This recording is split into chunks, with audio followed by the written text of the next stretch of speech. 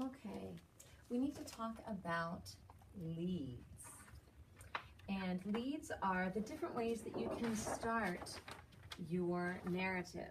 We've talked about a bunch of different ways that you can start. I'm not sure if you can see. Well, you can see part of it anyway.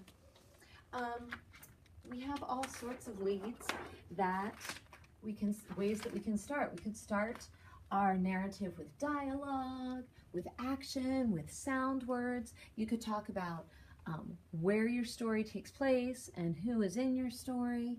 You could use a literary device like a simile or a metaphor. When you start your narrative in different ways, it makes it more interesting for your reader. Now, I've told you that I am not the best writer. I work really hard at it. So I stole some leads from a really good writer. This teacher had a great story about sledding, and he shared it. And he started this story 3 different ways. One of the ways that he decided to start the story was with dialogue. It says, "Look out below," I called as I jumped belly down onto the sled. In an instant, I was careening down the hill, the wind rushing against my face, my hands gripping the toboggan sideboards. You want to know what's going to happen in that story. He started it with dialogue, and it just grabbed your interest right away. Now look at this. Same story. He started it a new way, with action. Crash! The sled shattered into a million pieces. Splinters of wood flew through the air as I lay face down, writhing in pain. Well, he definitely started with an action that time. He crashed.